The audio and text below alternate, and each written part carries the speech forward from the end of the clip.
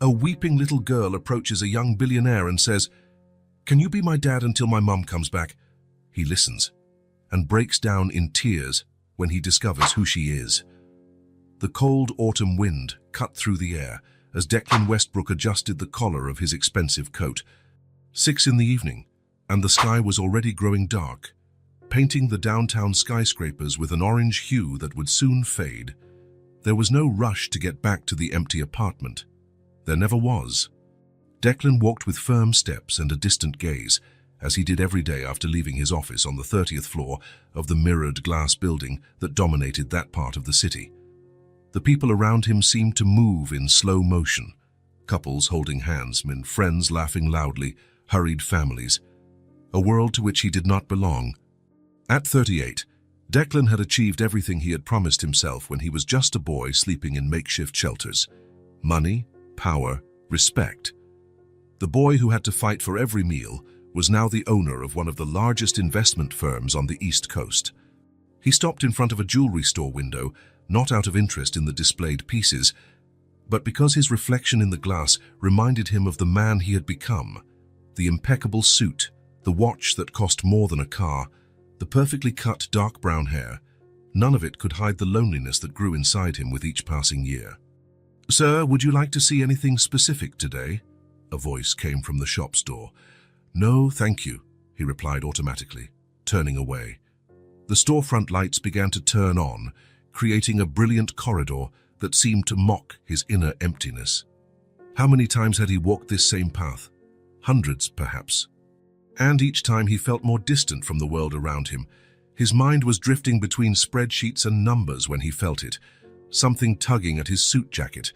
It wasn't a strong pull, but it was persistent enough to snap him out of his thoughts. Declan stopped abruptly, confused, and looked down. A small hand was holding the fine fabric of his suit. A dirty hand, with small scratches on the fingers. Declan turned and saw a little girl. She must have been about 5, maybe 6. She had messy, light brown hair, her face streaked with trails of dried and fresh tears that were still falling. She wore a dress that might have once been pink, but was now grimy and too big for her small frame. She carried a worn-out backpack almost her size and hugged a time-worn brown teddy bear. Her eyes were a deep blue and were red and swollen from crying, eyes that carried a weight no child should ever know. "Excuse me," Declan said, uncomfortable. He looked around, searching for an adult who might be with her. The sidewalk was crowded, but no one seemed to notice the lost child. The little girl took a deep breath, as if gathering all the courage in the world. Her lips trembled before the words came out. "Can you be my daddy until Mommy comes back?" The question hit Declan like a punch. He blinked several times, trying to process what he had heard. The request was so unexpected, so impossible, that for a moment he thought he had imagined it. "I says what?" was all he could manage to say. People passed around them, some glancing with curiosity, others looking away as if the scene were invisible. The world continued its rhythm while Declan felt time freeze. He knelt to be at her level, still unsure how to react. His self-preservation instinct told him to walk away, to call the police and to not get involved. But something in that child's eyes stopped him from simply turning his back. "Where is your mother?" he asked, trying to keep his voice calm. The girl hugged the teddy bear tighter against her chest.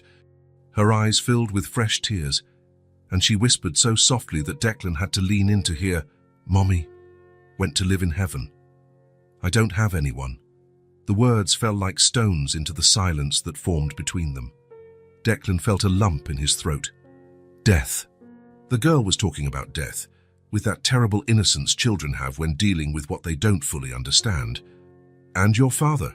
he asked, knowing he probably wouldn't like the answer. "I don't have one," she replied, looking at the ground. "It's always just been me and Mommy." Declan swallowed hard. A crowd of thoughts flooded his mind. He should call social services immediately. It was the correct procedure. It was what any sensible person would do. "What's your name?" he asked, trying to buy time to decide what to do. "Isabella," she answered, still not looking up. "But Mommy called me Bella." The wind grew stronger, and Isabella shivered visibly.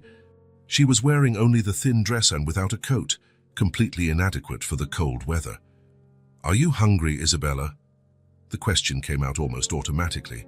He remembered the feeling of hunger all too well. She nodded shyly. Let's get something to eat and you can tell me more, okay?"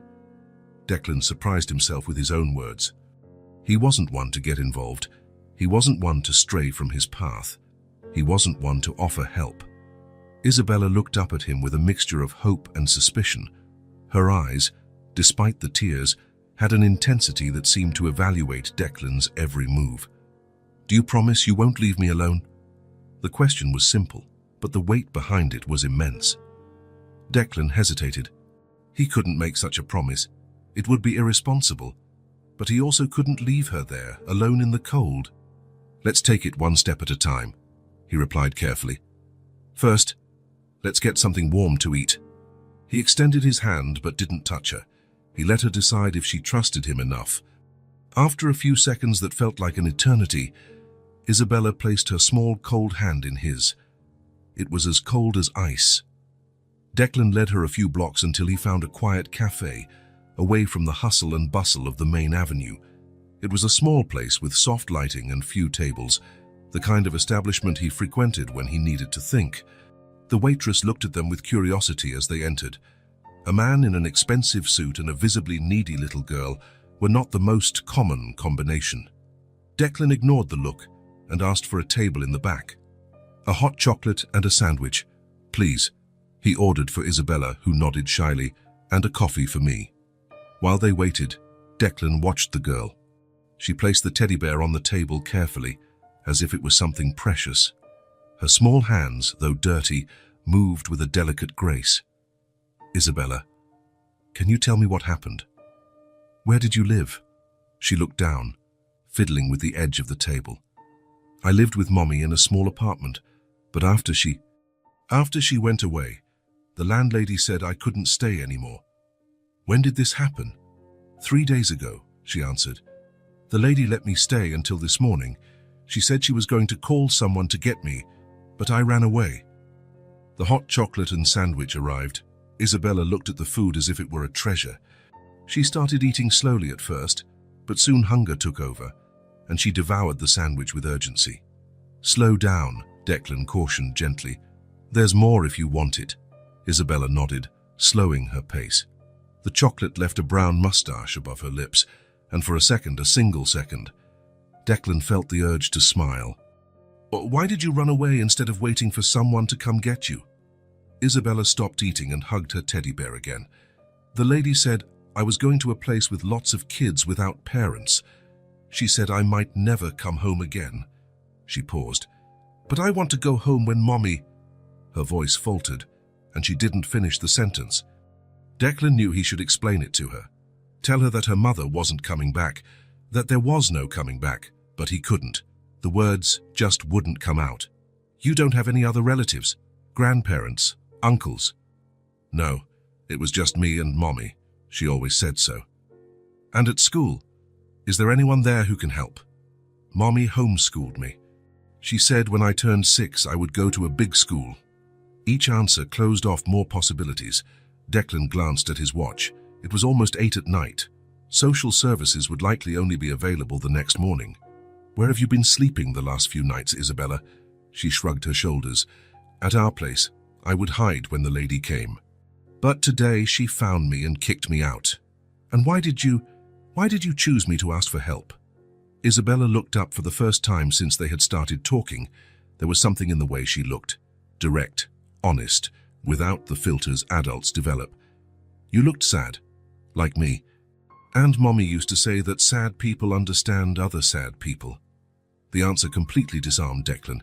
He felt as if someone had pried open his ribcage and exposed his heart. How could a 5-year-old see what no one else did?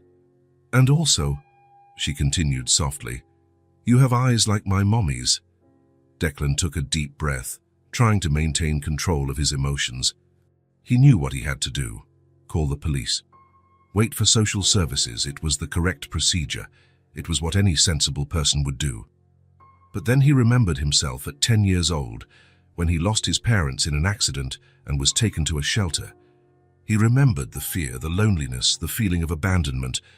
He remembered the sleepless nights, wishing anyone would show up and say everything would be okay. Isabella had finished the sandwich and was now just holding the mug of hot chocolate between her small hands, enjoying the warmth. "Where are you going to sleep tonight?" The question came out almost as a whisper. She shrugged again, a gesture too adult for such a small child. Declan closed his eyes for a moment. What he was considering was insane. It was reckless. It was completely out of his cautious, planned character.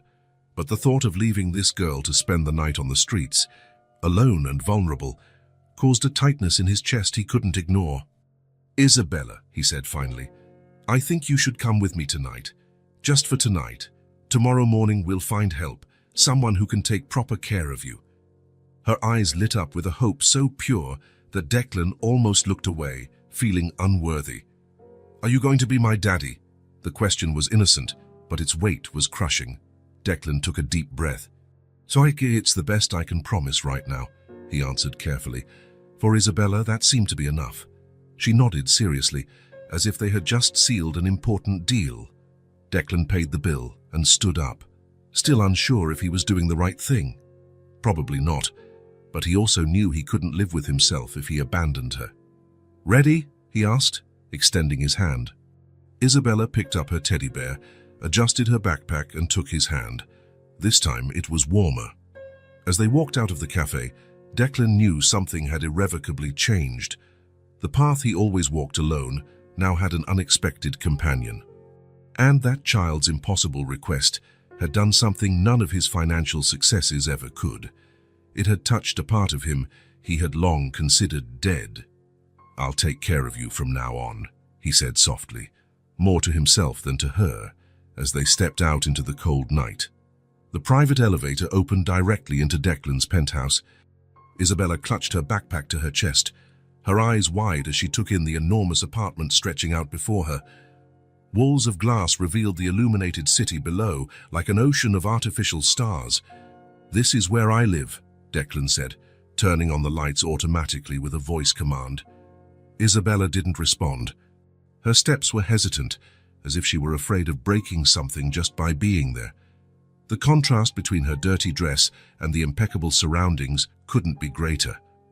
"You must be tired," Declan commented, noticing the girl's discomfort. "I'll show you where you can sleep."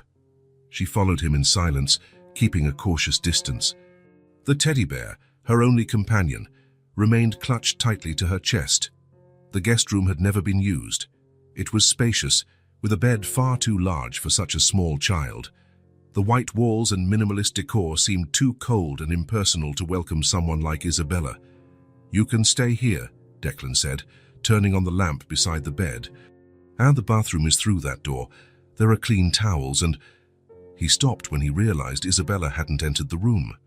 She remained at the doorway, as if an invisible barrier were stopping her. "Is everything okay? You don't like the room?" Isabella hugged her teddy bear tighter, shaking her head. Her eyes scanned the space as if searching for traps. "It's too big," she finally whispered. Declan had never considered that a problem. But for a child used to a small space, perhaps it was intimidating. "I understand. Do you want to stay somewhere else?" She shrugged, still not looking directly at him. "Well, for now you can stay in the living room. There's a comfortable sofa there." Isabella followed Declan back to the living room. The dark leather sofa seemed less intimidating than the empty bedroom. She sat on the edge, still clinging to her teddy bear and backpack, as if she might need to flee at any moment. Declan found a blanket and a pillow in a closet. "You must be hungry again. Want something to eat?" "No, thank you," she answered in a low voice, though her stomach betrayed her with an audible growl. "I'll fix something simple," he decided, ignoring her refusal. In the kitchen, Declan realized he didn't have many options suitable for a child. He opened the refrigerator and found only leftover Thai food, some fruit and yogurt. He opted for the yogurt and an apple, cut into small pieces. When he returned to the living room, he found Isabella in the exact same position, stiff and alert. Her eyes followed his every move. "Here," he offered the plate. "It's not much, but tomorrow we'll buy proper food." She accepted the plate carefully but didn't eat immediately. She waited for Declan to take a few steps back before bringing the first piece of apple to her mouth. The silence between them was heavy. Not the kind of silence Declan was used to, the one he chose and enjoyed.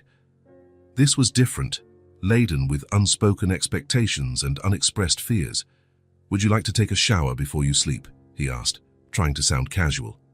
Isabella nodded, but her face showed concern. Can I take Mr. Buttons?" "Mr. Buttons?"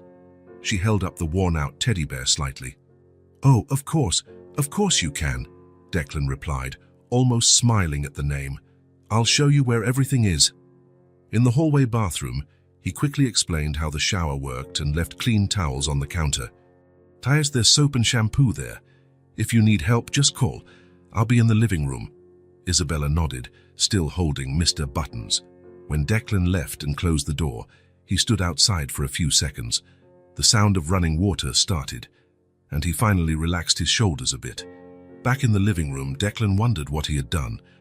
In less than 3 hours, his organized and predictable life had been completely upended. Now there was an orphan in his apartment, a responsibility he was not prepared for. He picked up his phone several times, considering calling social services, even at that hour of the night. It would be the sensible thing to do. It would be the responsible thing. It would be the easiest thing. But every time he was about to dial, he remembered Isabella's eyes, the innocent question, "Mr. Buttons," and he couldn't do it. The sound of the water stopped, and a few minutes later, Isabella appeared in the living room. She was cleaner, with wet hair falling over her shoulders. She was still wearing the same dirty dress, as she had no other clothes. "Feeling better?" Declan asked. She nodded, still not speaking. She returned to the same spot on the sofa, this time wrapping herself in the blanket Declan had left. "Tomorrow we'll buy you new clothes." Isabella looked at him with suspicion, as if trying to understand his true intentions. "Why are you doing this?" she finally asked, her voice so low that Declan had to lean in to hear. The question caught him off guard. Why? Indeed. He didn't have an answer, or maybe he had too many, none of them simple enough to explain to a child. "Because you needed help," he replied simply. Isabella kept looking at him as if expecting more. When she realized nothing more was coming, she went back to hugging her teddy bear. "Mummy said that not all people are good," she said after a long silence. "She said not to trust strangers." "Your mother was right," Declan answered honestly. "That's good advice. But I trusted you." The statement hung in the air like both an accusation and a confession. "I'm trying not to disappoint your trust," he said, feeling the weight of the responsibility he had taken on. Isabella lowered her eyes to Mr. Buttons, adjusting one of the buttons that gave the bear its name.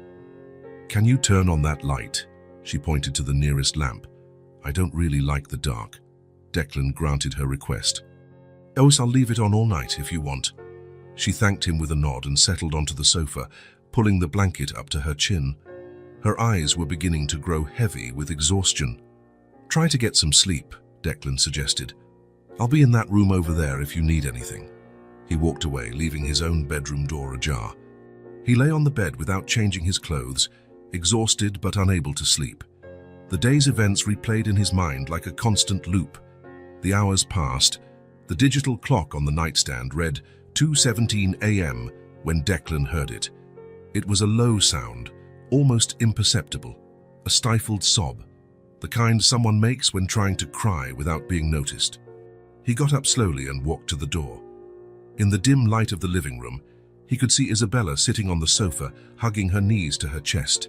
Her shoulders trembled with silent crying. Declan hesitated. He didn't know how to comfort a child. He didn't know what to say to ease such a deep pain. He didn't know how to be what she needed.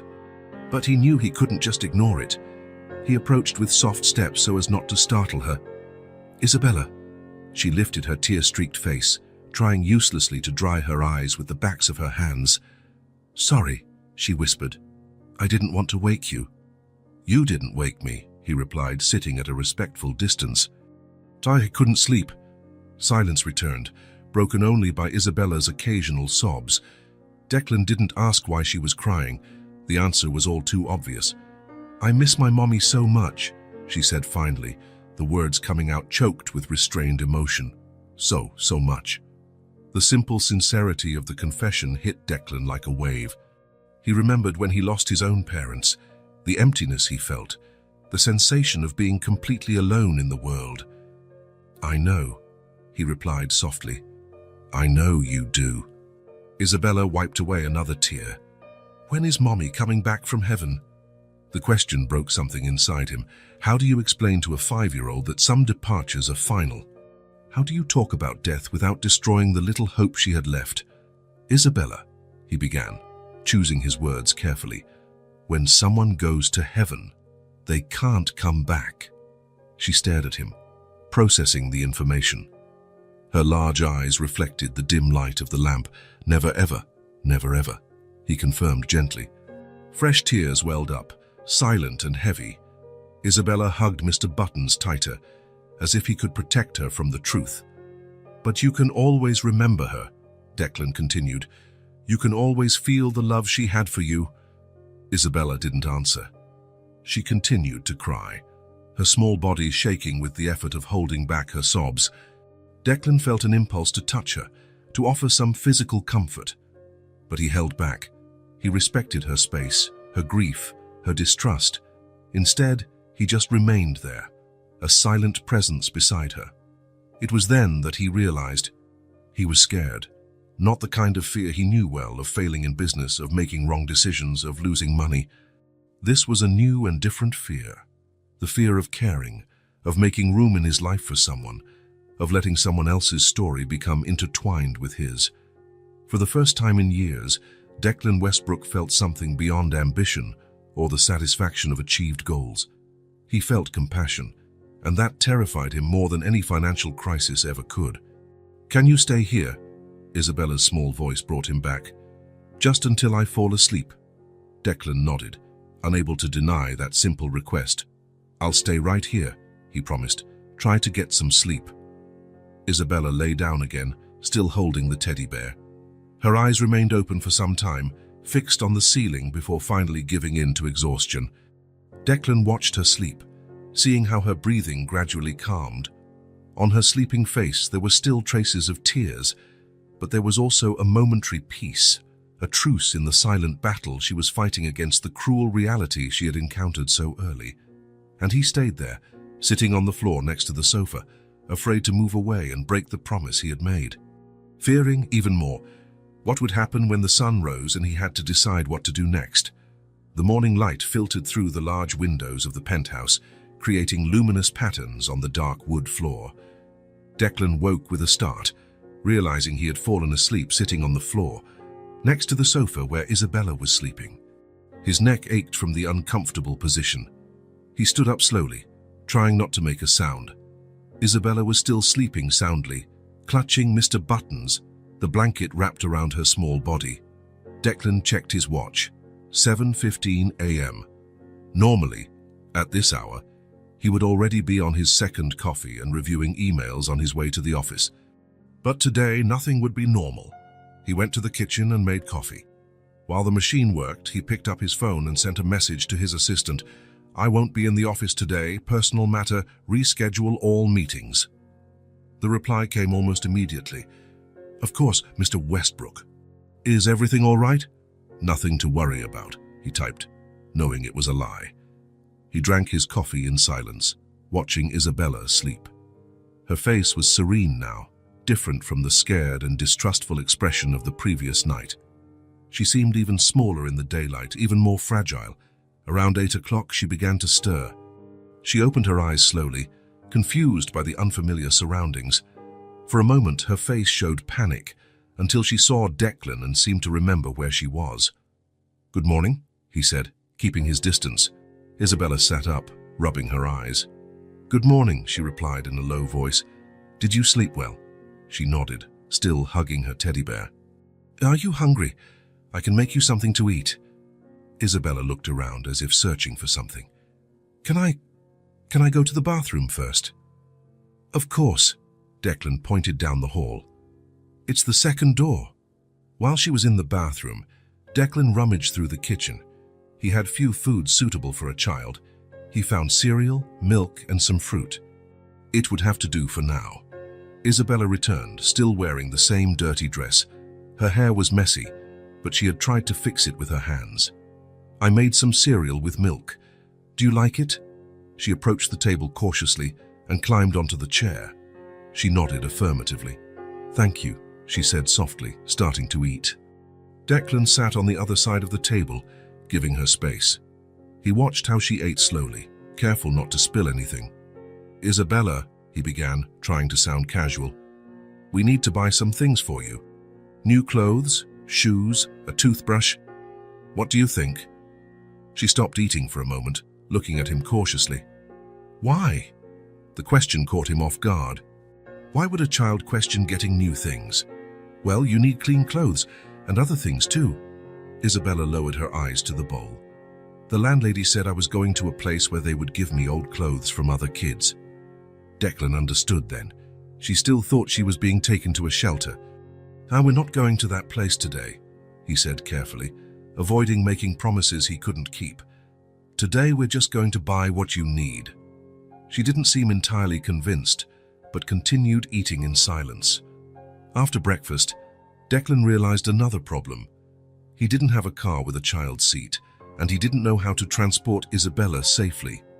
He decided to call a private car service that offered vehicles with child seats. We're leaving in a few minutes, he explained to Isabella. The car is coming to pick us up. She nodded, looking nervous at the idea. When the car arrived, Isabella held her backpack and Mr. Buttons tightly to her chest, as if afraid someone would take them from her. In the elevator, she stood as far away from Declan as possible, leaning against the wall. The morning was clear but cold. Isabella shivered when they left the building. Declan took off his own coat and put it over her shoulders, even though it was far too big. Thank you, she murmured, almost disappearing under the fabric. The driver was waiting for them. He was a middle-aged man with a kind expression. Good morning, Mr. Westbrook, he greeted, opening the door. Isabella stopped, looking at the car with suspicion. It's okay, Declan assured her. We're just going shopping. She got in hesitantly and allowed Declan to help her with the child seat safety belt. During the ride, Isabella remained silent, watching the city through the window. Her eyes registered everything: the tall buildings, the hurried people on the sidewalks, the colorful shop windows. Where are we going? She finally asked. To a mall, Declan replied. There are several stores there where we can find what you need. When they arrived, the mall had just opened. There were few people, which was a relief to Declan. Isabella got out of the car carefully, still wrapped in the oversized coat. Shall we go in? Declan asked, offering his hand. Isabella looked at his extended hand but didn't take it. Instead, she stayed very close to him, almost touching his side, like a small, silent shadow. They entered a large department store. The children's section was on the second floor. Declan had never bought children's clothes before and felt completely lost among the colorful racks. Can I help you? A saleswoman approached, smiling. Yes, please, Declan replied, relieved. We need, well, everything, really. Clothes, shoes, pajamas. The saleswoman looked at Isabella, noticing the dirty dress under the large coat. Her smile faltered for a moment, but she maintained her professionalism. Of course, what's her size? Declan looked at Isabella, realizing he had no idea. She's 5, he answered, as if age were a size measurement. The saleswoman smiled kindly. Let's check for the right size. Come with me, dear. Isabella shrank back, clinging to Declan's leg. It's okay, he assured her. She's just going to help us find clothes that fit you. Isabella looked at the saleswoman with suspicion, but allowed her to guide them to the fitting rooms. Declan followed closely, feeling a strange anxiety at being separated from her, even by a few feet. The saleswoman was patient and gentle, respecting Isabella's space. She brought several simple items: t-shirts, pants, dresses, light jackets, and a soft pajama set.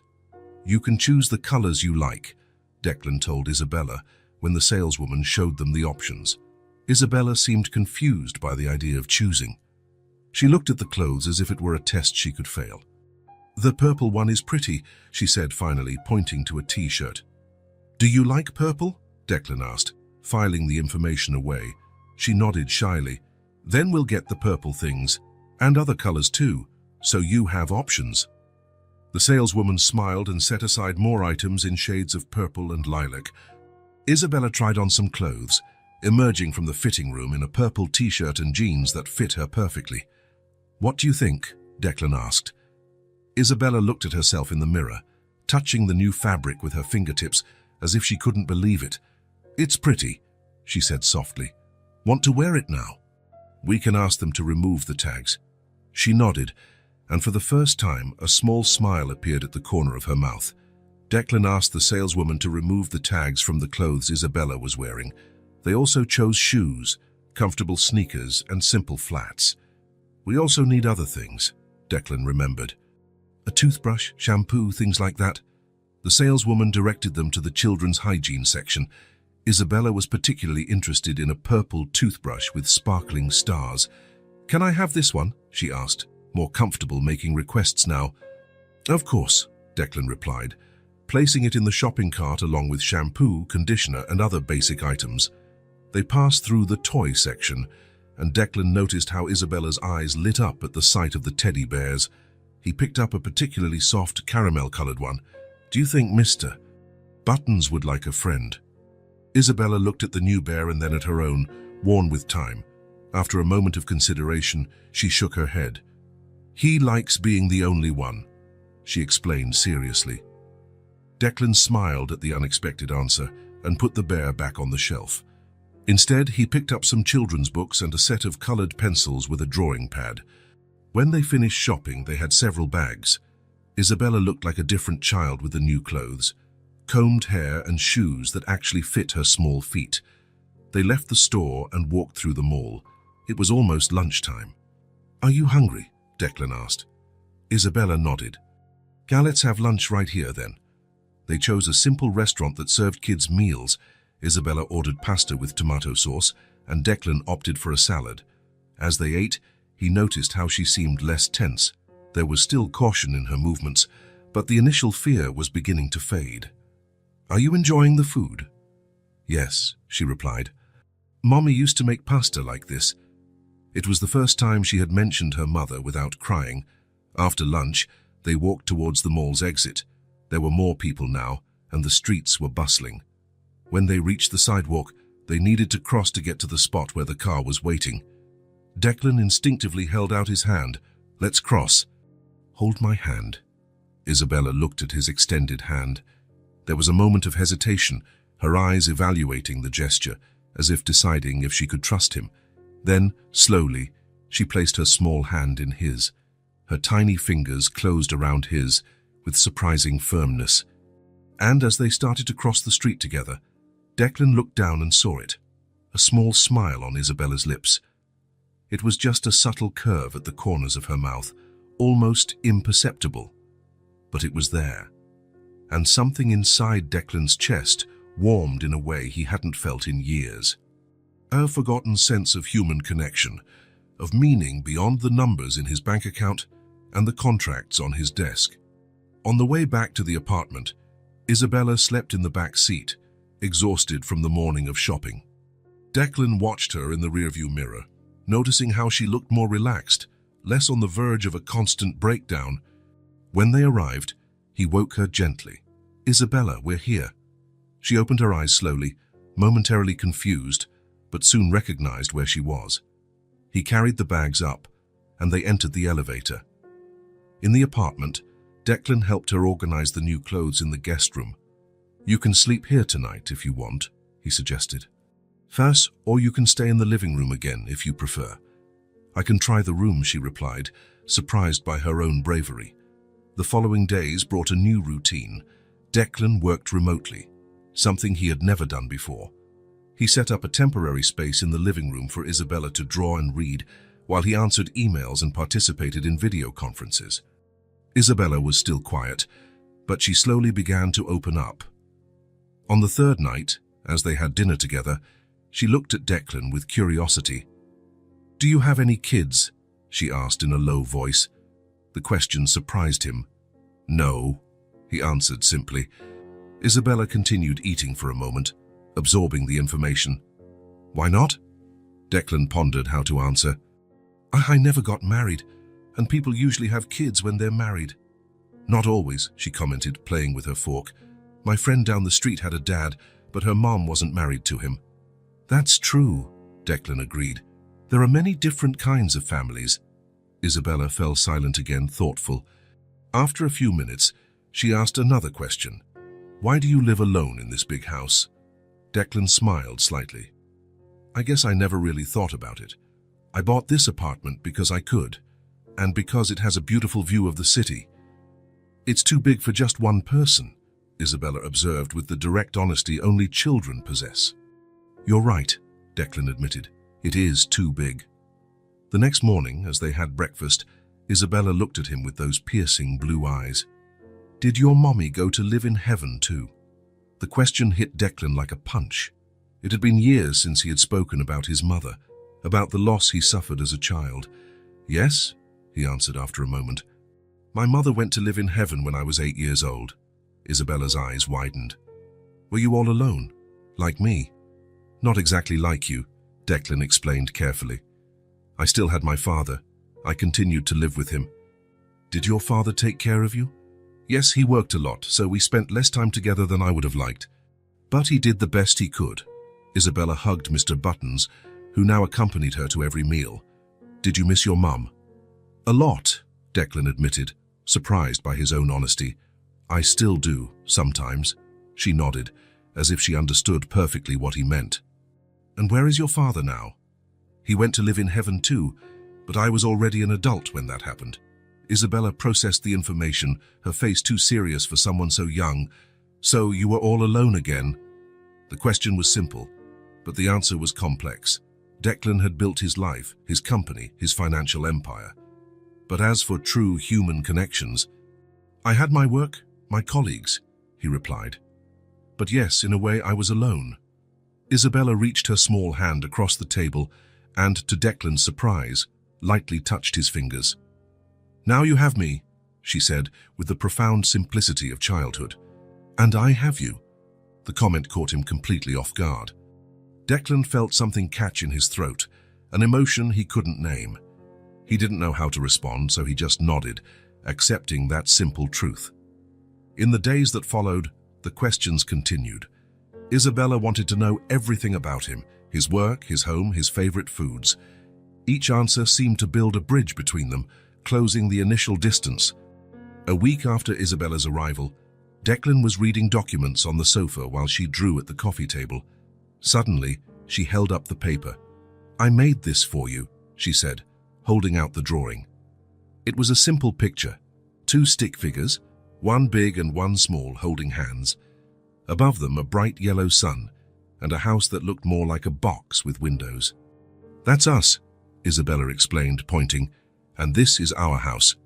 Declan took the drawing carefully, as if it were a fragile treasure. It's beautiful, he said, feeling a lump in his throat. Thank you. Isabella smiled, not just a small smile this time, but a full smile that lit up her entire face. Oh, I'll make another one tomorrow. That night, after Isabella had fallen asleep, Declan stared at the drawing for a long time. He realized that, without planning it, without expecting it, a bond was forming between them, a bond he never imagined was possible. And for the first time in many years, the silent, perfect penthouse was starting to feel less like an empty space and more like a place that could, one day, be called a home. The day began like the ones before.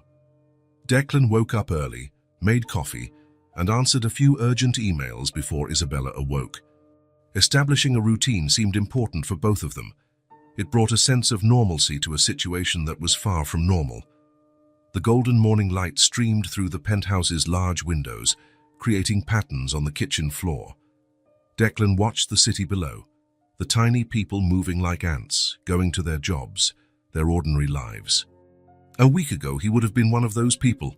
Now he was here, living a kind of life he never imagined. The sound of soft footsteps made him turn. Isabella appeared at the kitchen doorway, dressed in purple pajamas, her brown hair messy from sleep.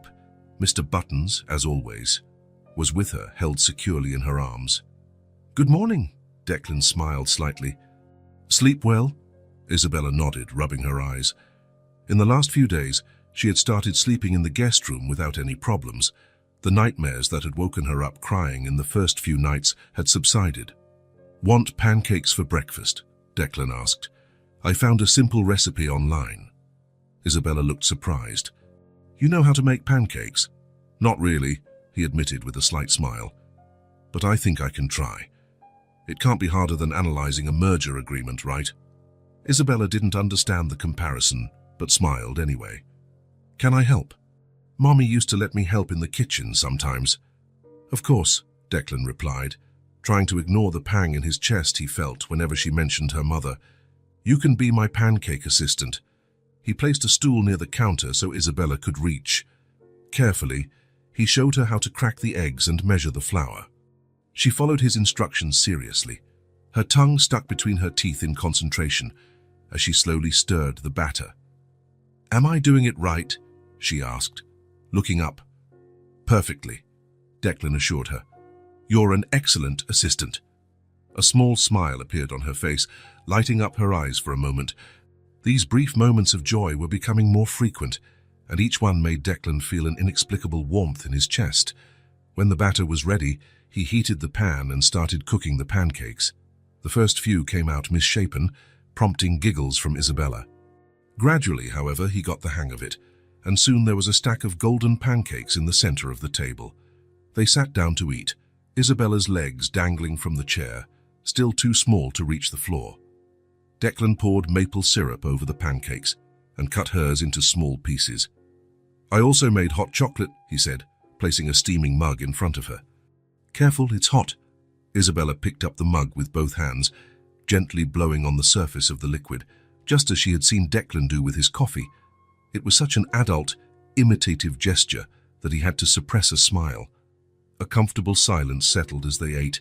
It was no longer the tense silence of the first few days, filled with distrust and fear. It was something quieter, as if words weren't always necessary. Isabella ate half of her pancake before putting down her fork.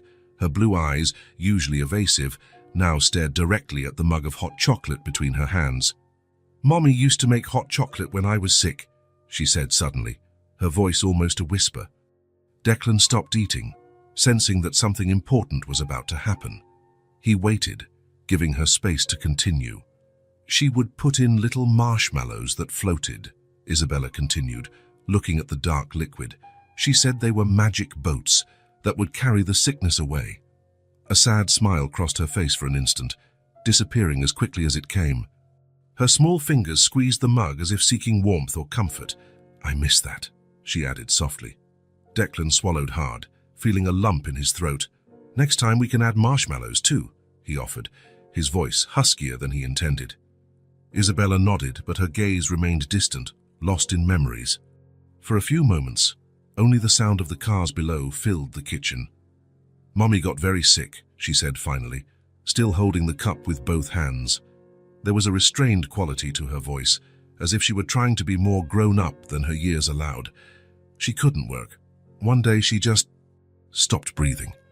The words came out simple, direct, devastating in their childlike simplicity. There were no elaborate euphemisms, just the raw truth, as seen through the eyes of a child. Declan felt as if something were crushing his chest. He fought back the tears that threatened to form, knowing instinctively that Isabella needed his strength at that moment, not his fragility. I tried to wake her up, Isabella continued, her voice growing even quieter. I shook her and called her, but she didn't wake up. So I stayed by her side until the landlady came in and started screaming.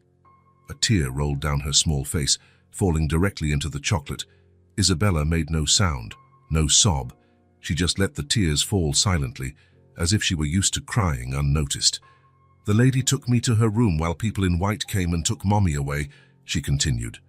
Then the lady said I couldn't stay there anymore because Mommy wasn't going to pay the rent. Declan took a deep breath, trying to contain the wave of emotions hitting him. Anger at the woman who had kicked out a child, sadness for the loss Isabella had suffered, admiration for the way she was facing it all. How long were you alone after your mother? He couldn't finish the sentence. 3 days, Isabella answered. The lady said I could stay until the end of the week, But then I had to leave. I stayed there, sleeping in our bed, until she made me get out. 3 days. A 5-year-old child alone with her grief for 3 days. Declan closed his eyes for a moment, trying to process the cruelty of the situation. "You are very brave, Isabella," he said finally, his voice almost failing. She looked at him, genuinely confused. "I'm not brave. I was very scared." "Being scared doesn't mean you're not brave," Declan explained gently. "Bravery is carrying on even when you're scared. And that's exactly what you did." Isabella pondered this, tilting her head slightly. "Mommy used to say I was strong like a little tree," she shared. "That even when the wind blows hard, little trees can bend without breaking." Declan smiled through the tears he could no longer hold back. "Your mother was a very wise woman." Isabella nodded, a faint smile forming between her tears. She was the smartest person in the whole wide world. They fell silent again, breakfast forgotten between them. Declan realized, with a sudden and overwhelming clarity, the depth of the pain this little person carried. And yet there she was, drinking hot chocolate, helping make pancakes, finding moments of smiles between the tears. Isabella had a strength that many adults he knew did not possess, a resilience that came not from hardness, but from the ability to bend without breaking, like the little tree her mother had described. "You know something," Declan said softly. "So I think your mother was right. You really are as strong as a little tree." Isabella looked up at him, a light of hope shining through her tears.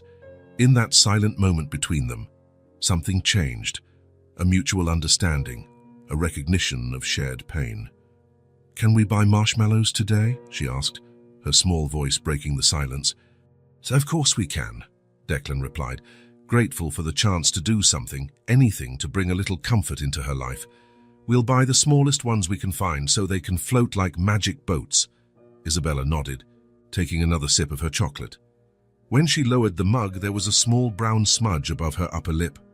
A chocolate mustache, so innocent and childlike that it contrasted painfully with the forced maturity of her earlier words. Declan realized then that, despite everything she had been through, Isabella was still just a child who needed marshmallows shaped like boats, pancakes for breakfast, someone to listen to her, and who, above all, cared. And in that simple moment, on an ordinary morning, he silently promised himself that he would be that person for her, for as long as it took. The doorbell rang at 10 o'clock on Thursday morning. Declan was in the middle of a video conference, discussing the details of an important acquisition. Isabella was drawing quietly at the coffee table, Mr. Button sitting beside her like an attentive supervisor. The unexpected sound made Declan frown. He wasn't expecting anyone. In the nearly 10 days since Isabella had arrived, he had kept the outside world at a distance, creating a temporary bubble where only the two of them existed. "Give me a minute," he asked the executives on the screen, putting the meeting on hold. The doorbell rang again, more insistent this time. Declan stood up, instinctively adjusting his tie. Even working from home, he maintained the habit of dressing formally for video conferences. "Who is it?" Isabella asked, looking up from her drawing. "I don't know. Stay here. I'll go see."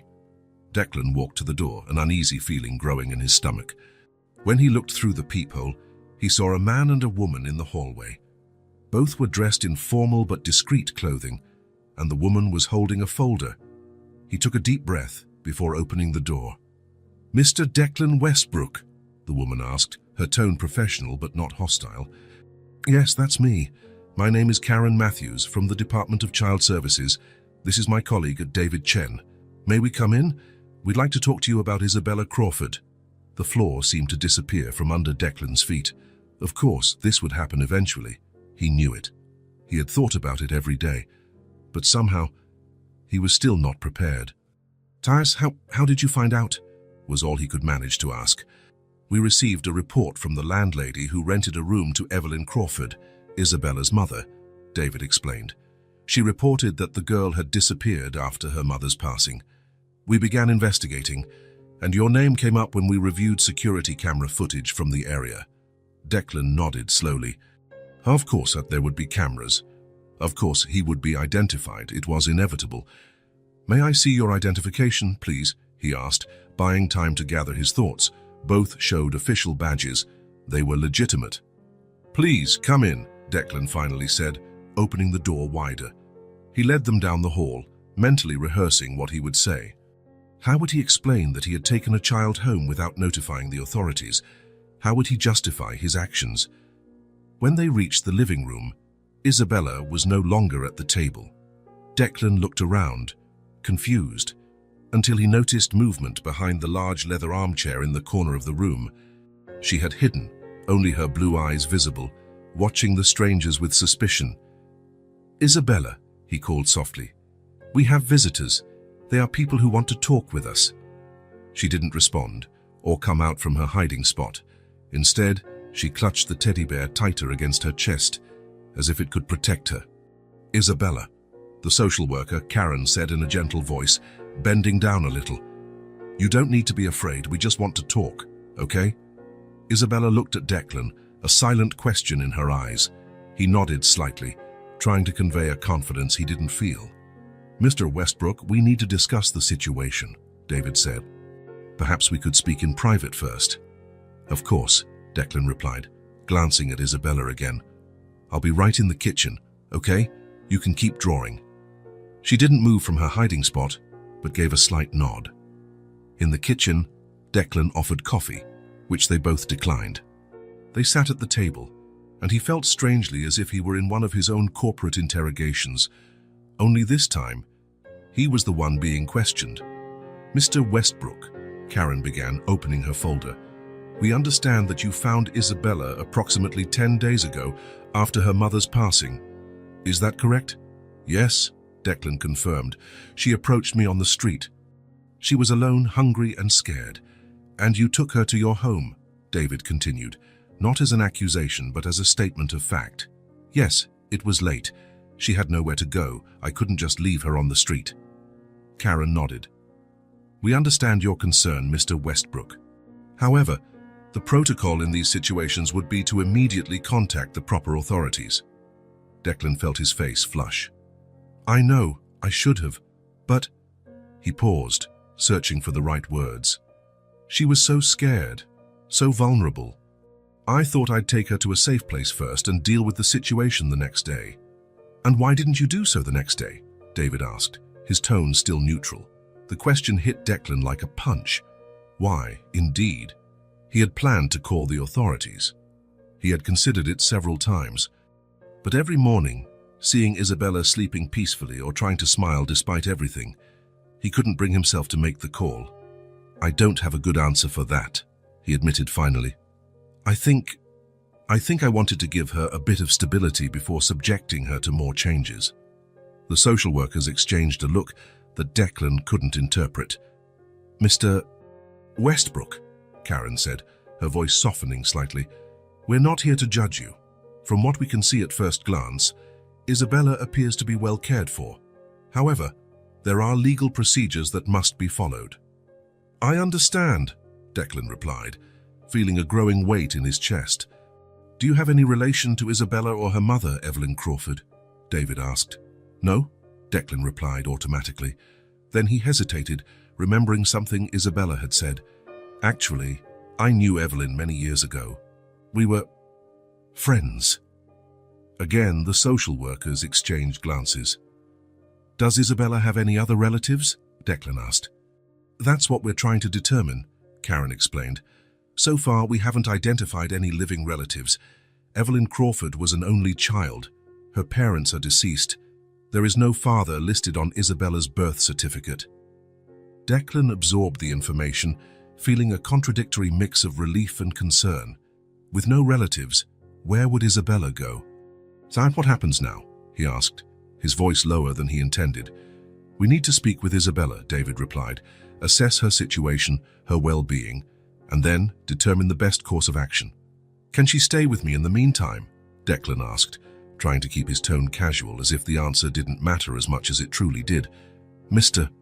Westbrook," Karen said gently, "you have no legal relationship with Isabella. You are not a relative, not a designated guardian. Legally, we cannot simply leave her here." The words felt like stones in Declan's stomach. "But she's safe here," he argued, a rising desperation in his voice. "She's well cared for. She has food, clean clothes, a place to sleep. She's starting to feel safe again." "We understand that," David replied, "and we will take everything into consideration. But there are procedures. Isabella will need to go to a temporary foster home while the case is evaluated." "An orphanage, you mean?" Declan said, unable to hide the bitterness in his voice. "A temporary shelter," Karen corrected gently. "So, where she will be well cared for until a permanent solution is found." Declan closed his eyes for a moment, trying to control his emotions. When he opened them again, his expression had changed. He was no longer the confused, defensive man. He was the determined executive who had built an empire. "What do I need to do for her to stay with me?" he asked directly. Karen seemed slightly taken aback by the change in tone. "Well, there are procedures to become a temporary or permanent guardian, evaluations, interviews, background checks." "I am willing to go through all of it," Declan said firmly. "I want to formally apply for custody of Isabella. Temporary or permanent, whatever is possible."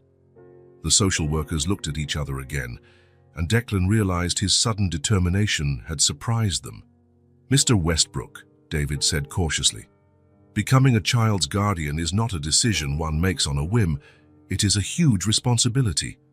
"I know exactly what I'm asking for," Declan interrupted, "and I am prepared to take on that responsibility." Karen studied his face for a moment, as if trying to gauge his sincerity. "You can begin the process," she said finally, "but I must warn you that it is lengthy and rigorous, and there are no guarantees." "I understand," Declan replied. "Declan, but I will do everything in my power." "For now," David added, "we still need to follow protocol. Isabella will have to come with us today." The reality of those words hit Declan like a cold wave. Today, they were taking her today. "Can I at least prepare her?"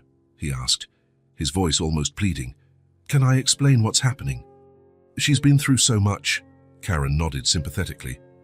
"Of course, and you can help her gather her things. We will also allow regular visits while the custody process is evaluated." Declan stood up from the table, feeling both numb and hyper-alert. He walked back to the living room, where Isabella was still partially hidden behind the armchair, watching everything with attentive eyes. He knelt to be at her level. "Isabella," he began softly, "we need to talk." She emerged slightly from her hiding spot, still clutching Mr. Buttons.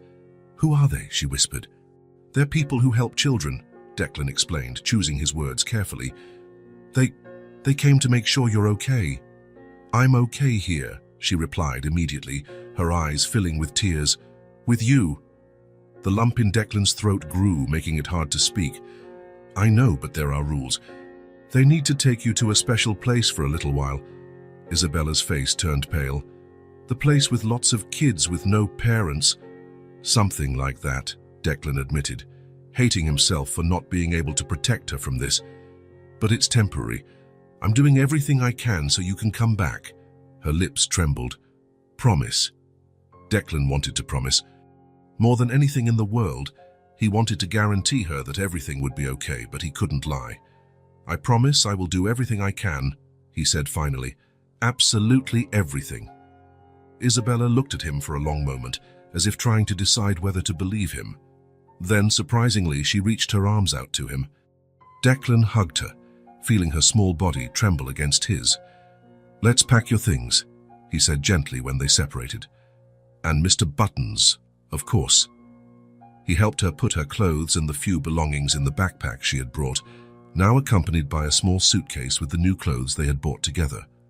Isabella remained silent throughout the process, just holding the teddy bear tightly to her chest. When they returned to the living room, the social workers were waiting patiently. Karen smiled at Isabella, who partially hid behind Declan's leg. "Hello, Isabella," Karen said gently.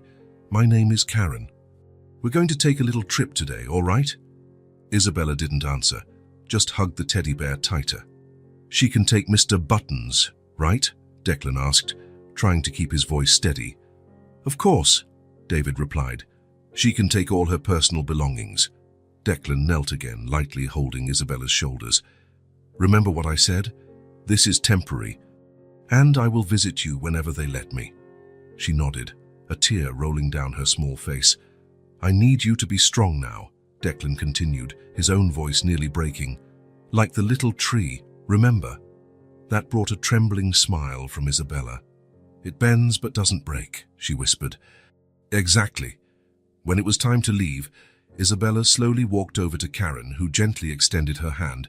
Before stepping out the door, she turned one last time.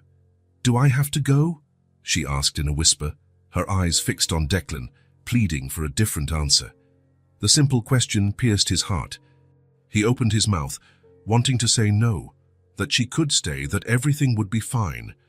But the words wouldn't come, because it would be a lie, and he had promised himself never to lie to her. Declan couldn't answer. Isabella seemed to understand his silence. She looked down and followed the social workers to the elevator.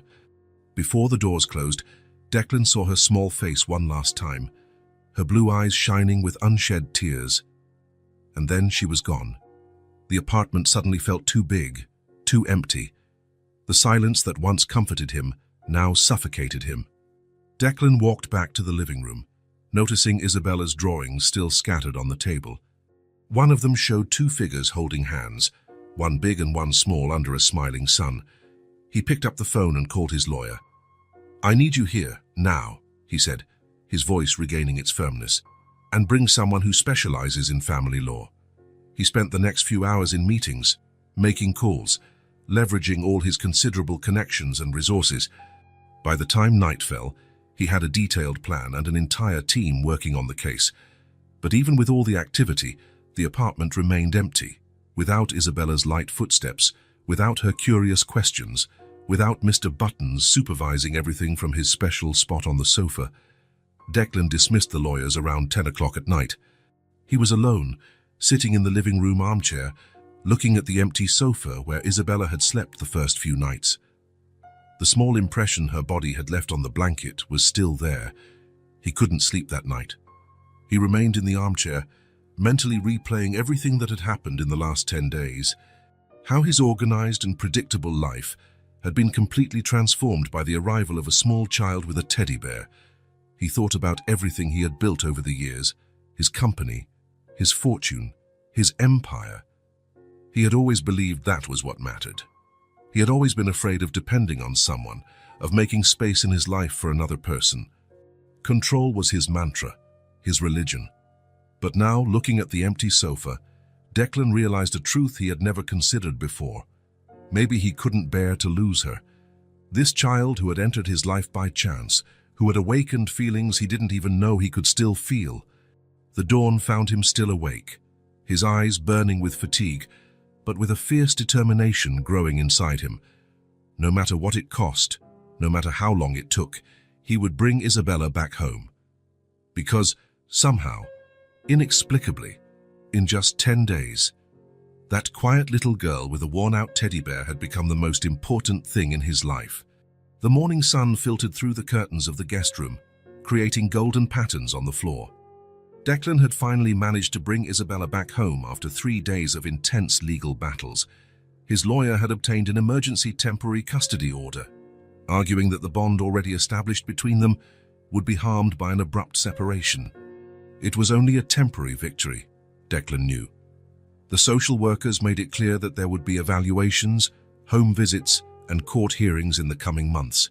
But for now, Isabella was back in the apartment, sleeping in the room that was now officially hers. Declan prepared breakfast carefully, pancakes with small marshmallows on the side, just as he had promised. The hot chocolate steamed in the mugs, a large one for him, a smaller one for her. In the 3 days they were apart, he had redecorated the room, painting one wall a soft purple and adding a bookshelf with children's books. The need to do something, anything, to bring her back had been almost unbearable. When he heard the light footsteps in the hallway, he felt a wave of relief. It was still real. She was really back. Isabella appeared at the kitchen door, her hair messy from sleep, wearing her purple pajamas.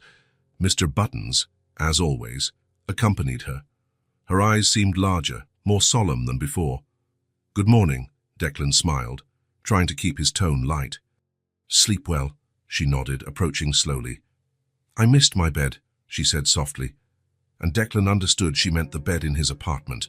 The idea that she considered this place her home made his heart tighten. "I made pancakes, and look," he pointed to the marshmallows, "magic boats for the hot chocolate." A small smile appeared on Isabella's face.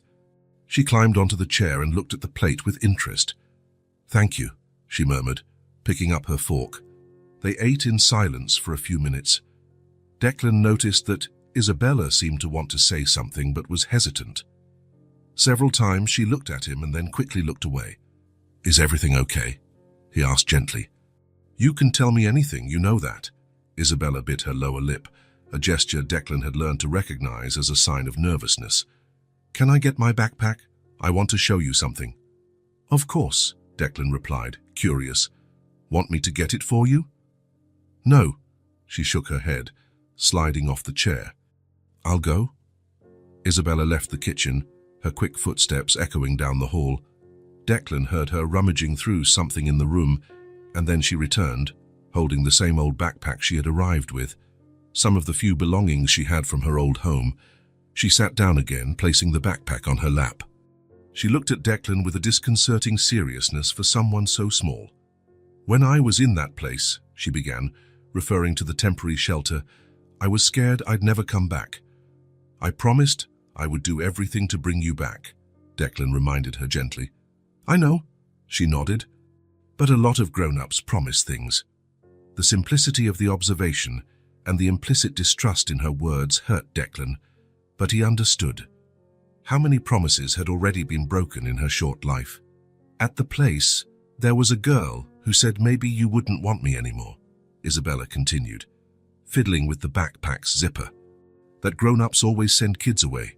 Declan felt a lump in his throat. "That's not true. I wanted you back every minute we were apart." Isabella studied his face for a moment, as if searching for the truth in his features.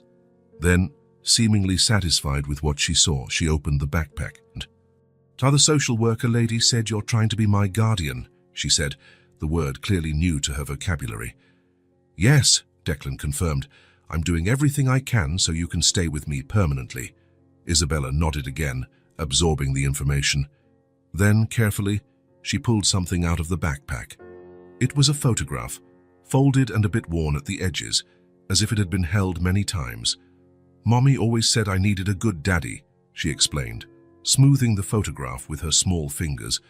"She said that one day I would meet someone special who would take care of me." Declan listened, surprised by the revelation. "How do you think she meant you?" Isabella asked, looking at him with those huge, solemn eyes. I don't know," Declan answered honestly. "How could I?" Isabella considered this for a moment, then carefully unfolded the photograph. "This is my mommy," she said, holding the photo out to him. "What do you think she would have liked you?" Declan took the photograph carefully, curious to see the woman who had raised a child as incredible as Isabella. When his eyes fell on the image, however, he felt as if the floor had vanished from beneath his feet. The world around him seemed to disappear. The sound of the traffic below, the ticking of the clock on the wall. Everything dissolved into a stunned silence as he stared at the face in the photograph. Evelyn. Not just any Evelyn, but his Evelyn. The smile he knew so well, the eyes that held the same intensity as Isabella's, the brown hair that fell in waves over her shoulders. It was a more recent photo, of course. Evelyn looked to be in her late 20s, not the 20-year-old girl he had known in college, but it was unmistakably her. "Are you okay?" Isabella's voice brought him back to reality. "Why are you crying?" Declan hadn't even realized that tears had started streaming down his face. He tried to speak, but his voice failed him. He wiped his eyes with the back of his hand and took a deep breath, trying to compose himself. He began, his voice hoarse with emotion. "I knew your mommy, Isabella." The girl's eyes widened. "Really?" "Yes," Declan nodded, still looking at the photograph and unable to tear his gaze away. "We were very close when we were young." "Were you friends?" Isabella asked, leaning forward, a new light of interest in her eyes. Declan looked up from the photograph to Isabella's face. How had he not noticed before? The same eyes, the same shape of her face. Even the way she tilted her head when she was curious. It all reminded him of Evelyn. "We were more than friends," he answered honestly, feeling he owed it to Isabella and to Evelyn. "We dated for a while, in college." Isabella's eyes filled with an almost painful curiosity. You dated my mommy." Declan nodded, feeling long-buried memories awaken as if they had happened yesterday. The first meeting in the library, the walks across campus holding hands, the discussions about the future, about dreams, about what they wanted from life. "Yes," he said softly. "I loved her very much."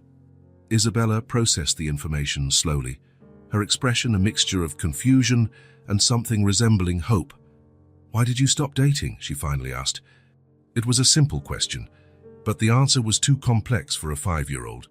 How could he explain that he had chosen ambition over love? That when Evelyn spoke of moving to a small town, of working with art and education instead of pursuing wealth and status, he had been terrified at the thought of giving up his plans. "We had different ideas about what we wanted from life," he replied, simplifying as much as possible. "I wanted one thing, and your mother wanted another." "And you had a fight?" Isabella asked, frowning. "Not exactly," Declan replied, remembering their last conversation. It hadn't been a fight. It had been worse, a slow drifting apart, a mutual but painful separation. "So we went our separate ways, and you never saw her again?" Declan shook his head. "No, I lost touch." Isabella was silent for a moment, looking at the photograph Declan still held. Then, surprisingly, she smiled. "Mommy always said that nothing happens by accident," she commented. "She said that all the people we meet have a reason for coming into our lives." The simplicity and depth of the observation hit Declan like a wave. It sounded exactly like something Evelyn would say.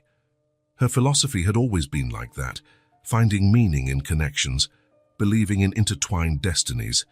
"She was right," Declan said softly. "Your mother was always very wise." Isabella reached out, touching the photograph lightly. "Do you think that's why I found you? Because Mommy wanted me to?"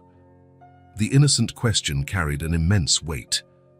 Declan looked at Isabella's hopeful face and at Evelyn's image, feeling something click into place inside him, a piece of a puzzle he didn't even know he was assembling. Maybe," he answered honestly. "I can't explain how, out of all the people on that busy street, you chose me to ask for help." "I already told you." Isabella smiled shyly. "You looked sad, like me, and you had eyes like my mommy's." The coincidence, if it was just that, seemed too great to be ignored. Declan looked at the photograph again, at Evelyn's face, and felt a wave of conflicting emotions. Sadness for the loss of someone who had once meant so much, regret for the paths not taken, and a strange feeling that, somehow, Evelyn had found a way to reconnect them, even after her departure. "My mommy would like you now," Isabella stated with the certainty only children possess. "You're different from what she used to say." "She talked about me?" Declan asked, surprised. "Sometimes," Isabella nodded. "She had a picture of you too, a really old one. She said you were very smart, but that you only thought about money and work." Declan couldn't help a small, sad smile.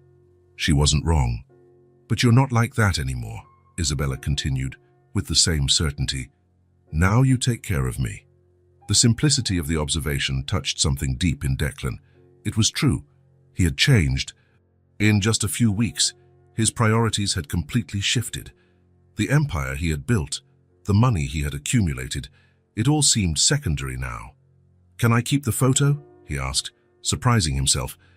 Isabella hesitated for a moment, then nodded. "But you have to give it back later. It's the only one I have of her smiling like that." "I promise," Declan replied, carefully putting the picture away. They finished breakfast in a comfortable silence, each lost in their own thoughts. Isabella seemed lighter, as if sharing that secret had lifted a weight from her small shoulders. Later, after Isabella went to get dressed, Declan stood alone in the kitchen looking at Evelyn's photograph again. The realization hit him with full force. It wasn't just compassion for a helpless child that motivated him. It was something deeper, more complex. He felt he owed a debt to Evelyn for choosing a path that separated them, for not being there when she needed him, for not having known Isabella from the beginning. But it was more than that. He also owed a debt to the part of himself that had been left in the past, the young man who was once capable of loving without reservation, of dreaming beyond numbers on a spreadsheet, of seeing value in things that couldn't be quantified or bought. That night, after he put Isabella to bed, Declan stood for a long time looking out the window at the illuminated city below. He had made countless difficult decisions in his professional life, faced ruthless competitors, navigated financial crises. But nothing compared to the decision he was making now. With Evelyn's photograph in one hand and a drawing by Isabella in the other, Declan decided he would fight for this child, no matter the cost. Not just out of obligation, not just out of compassion, but because, in some unexpected way, Isabella had become the most important person in his life. And maybe, just maybe, this was his chance to correct the choice he made so many years ago, when he chose ambition over love. The morning was clear but cold as Declan adjusted his tie in front of the mirror. His reflection showed a different man from just 2 months ago. Something had changed in his eyes. "Are you nervous?" asked Thomas, his lawyer, as he organized the documents. "More than I've ever been," Declan admitted, looking at the imposing stone building through the car window. 6 weeks had passed since the revelation about Evelyn. 6 weeks of intense preparation, psychological evaluations, visits from social workers, and countless meetings with lawyers. The temporary custody had been extended, allowing Isabella to continue living with him while the adoption process ran its course. Karen, the social worker who had become an unexpected ally, was waiting for them on the courthouse steps. Beside her was Isabella, wearing a simple purple dress, her hair in a neat braid. Mr. Buttons, as always, was in her arms. "Good morning," Declan smiled, kneeling to be at Isabella's level. "Did you sleep well at Karen's house?" Isabella nodded. They had agreed it would be better for her to spend the previous night with the social worker to avoid any appearance of undue influence before the hearing. "You look beautiful," he commented, noticing how she looked both small and solemn in her formal dress. "You too," she replied, adjusting his tie with her small fingers, a gesture she had learned to do on mornings when she saw him getting ready for important meetings. The hearing room was smaller and more welcoming than Declan had imagined. Isabella was taken to an adjacent room by a child psychologist, where she would wait until she was called. "I'll be right here," Declan assured her when she hesitated at the door, "and we'll be together again soon." Isabella clutched Mr. Buttons to her chest and followed the psychologist, looking back one last time. Judge Harrington was a middle-aged man with graying hair and a stern expression, but surprisingly kind eyes. After the initial formalities, it was Declan's turn to speak. "Mr. Westbrook," the judge began, "I understand you are petitioning for the full adoption of Isabella Crawford. Is that correct?" "Yes, Your Honor," Declan replied, his voice firm. "And could you explain to the court how you came to know the child?" Declan took a deep breath and began to tell the story, how Isabella had approached him on that cold night, how he had felt an immediate responsibility to protect her, how a bond had slowly formed between them. "And subsequently," the judge continued, "it was discovered that you knew the child's biological mother." "Yes, Your Honor. Evelyn Crawford and I were very close during college." "Can you elaborate on that relationship?" "Evelyn and I dated for almost 2 years," he began, feeling long dormant memories surface. "So she was studying art and education, I business and finance. We were very different, but somehow we complemented each other." "And what happened to that relationship?" "We broke up when we were graduating," Declan explained, his voice thick with emotion. "Evelyn wanted to follow a more meaningful path, to work with children, to make a difference in small communities. I was obsessed with corporate success, with building a fortune." "And you lost contact with her?" "Completely," Declan admitted, "something I deeply regret now." The judge studied him before continuing. "Mr. Westbrook, the social worker's report mentions that you are a single man, dedicated to your work, with no prior experience with children. What makes you believe you are prepared to raise Isabella?" "Your Honor, "I won't pretend to know everything about being a father," he began, choosing his words carefully. "And yes, my life before was centered on work. But Isabella changed that. She changed everything."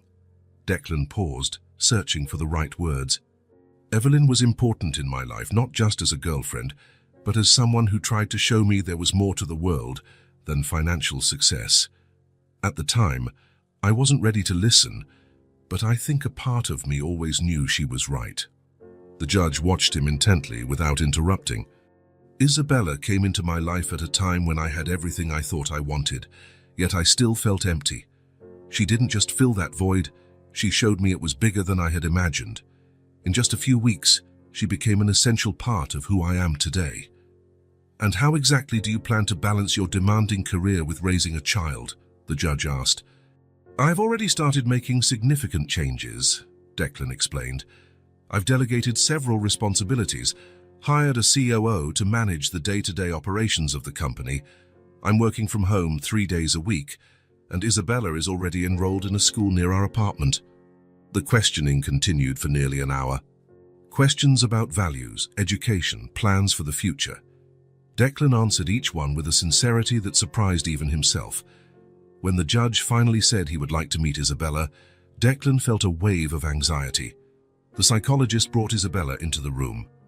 She seemed even smaller in the formal setting, but walked with a surprising dignity for a 5-year-old. "Hello, Isabella," the judge smiled, softening his expression. "Do you know why we're all here today?" She nodded seriously. "To decide if I can stay with Declan forever." "And is that what you want?" Isabella looked at Declan before answering. "Yes, he takes care of me, and I take care of him too." The judge smiled at the response. "And how do you take care of him?" "I remind him to eat when he's working too hard," she explained seriously. "And sometimes he gets sad thinking about Mommy, so I show him the drawings I made to make him happy again." A soft murmur went through the room. Even the state's attorney seemed touched. "I see," the judge nodded. "And do you miss your mother?" Isabella's eyes filled with tears, but she maintained her composure. "Every day. But Declan helps me remember her in a way that doesn't hurt so much."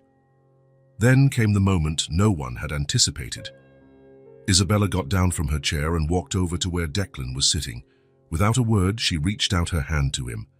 When Declan held Isabella's small hand, a profound silence fell over the room.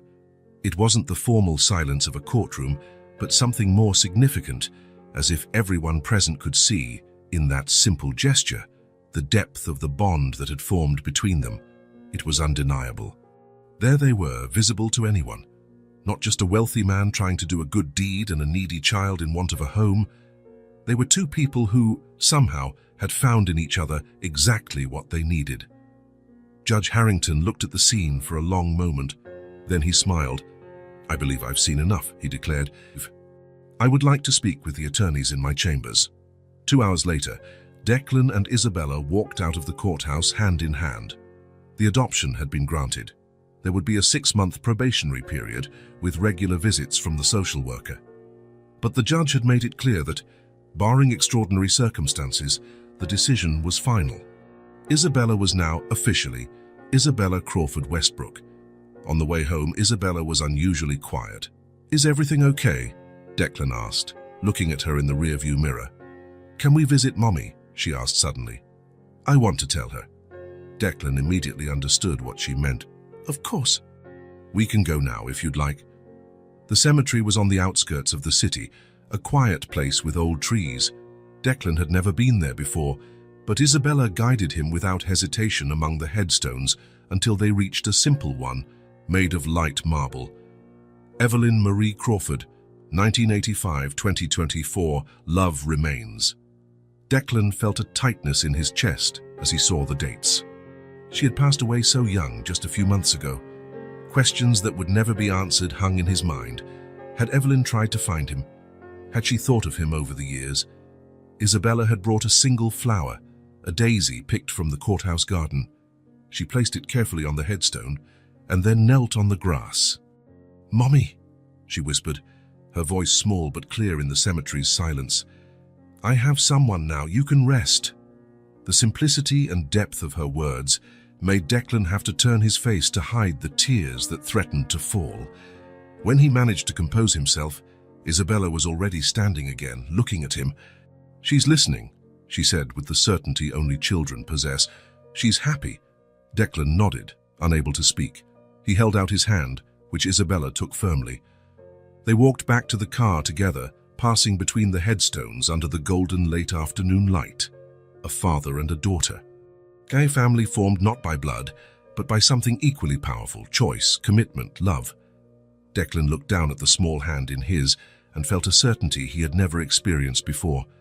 After years of building a financial empire, accumulating wealth and power, he had finally found what he had always been searching for without knowing it: a purpose greater than himself, a genuine connection, a family. And somewhere, Declan wanted to believe, Evelyn was watching.